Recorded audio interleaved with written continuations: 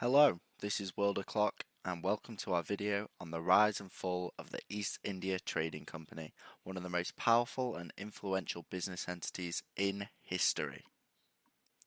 The East India Trading Company, also known as the British East India Trading Company, played a significant role in the shaping of global trade, politics and culture. From its humble beginnings as a trading company in the 16th century to its eventual downfall in the early 19th century, the East India Trading Company's impact on the world cannot be overstated. The East India Trading Company was founded in 1600 by a group of merchants who sought to establish trade relations with the East Indies and Britain.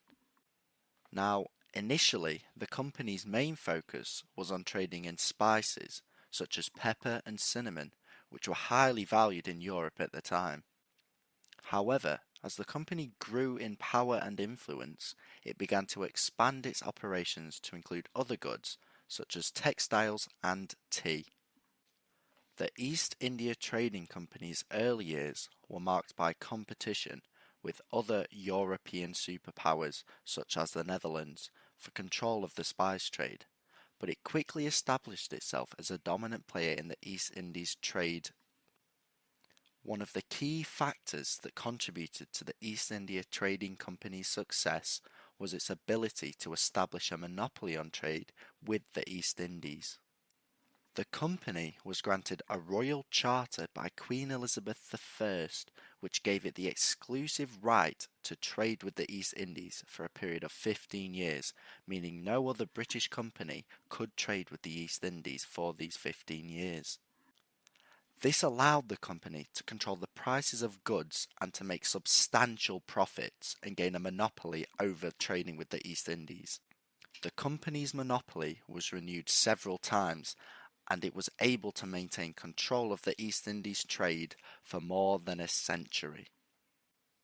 As the East India Trading Company's power and influence grew, it began to play an increasingly active role in the politics of the East Indies.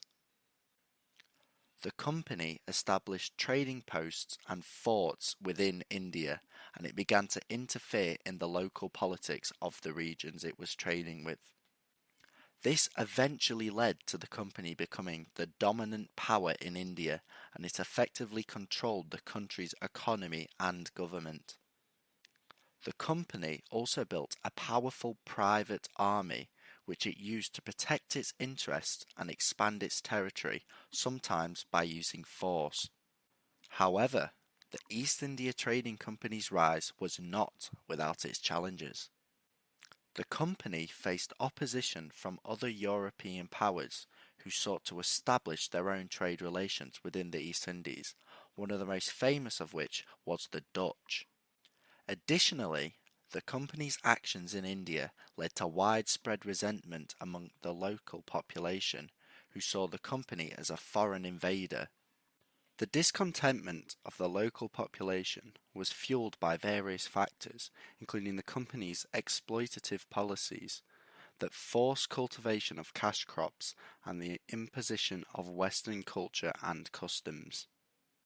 The Indian Rebellion of 1857, also known as the Indian Sepoy Mutiny, marked a turning point in the company's history and further weakened the company's position, thus starting the fall of the British East India Trading Company.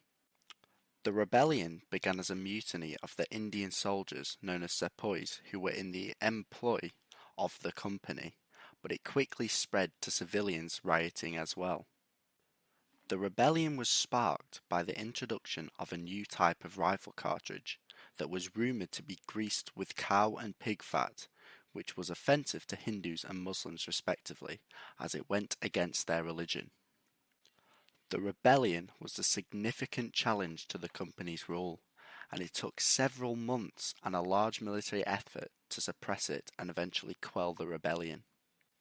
The East India Trading Company's downfall began in the late 18th century as the British government began to take a more active role in the company's affairs. The government began to regulate the company's operations, and it sought to end the company's monopoly on trade. The government also began to take steps to assert its authority over India, and it gradually took control of the company's territory and assets. The East India Trading Company's downfall was ultimately sealed by the Indian Government Act of 1858, which dissolved the company and transferred control of India to the British government. The East India Trading Company was dissolved and it ceased to exist as a legal entity.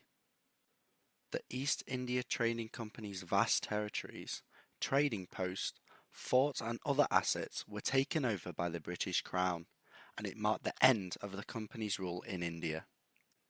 The East India Trading Company's rise and fall is a fascinating chapter of world history and the history of business. Its impact on global trade, politics and culture cannot be overstated. The company's monopoly on trade and its political interference in India had far-reaching consequences that are still felt today in Asia. The Indian Rebellion of 1857 was the significant factor that marked the beginning of the end of the company's rule.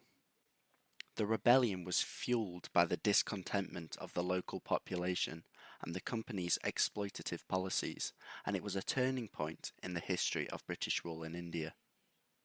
The East India Trading Company's legacy lives on in the many ways it has shaped the world we live in today. From the tea we drink to the way business is conducted on a global scale, the East India Trading Company has left an indelible mark on the world. The company's rise and fall serves as a cautionary tale about the dangers of unchecked power and the importance of government oversight and regulation in the world of business. In conclusion, the East India Trading Company's rise and fall is a fascinating and complex story that spans several centuries and encompasses many different aspects of history, business, and politics. It is a story of ambition, greed, and power, but also of human resilience and resistance. The East India Trading Company's rise and fall left an incredible mark on the world, and its legacy will continue to be studied and debated for many years to come.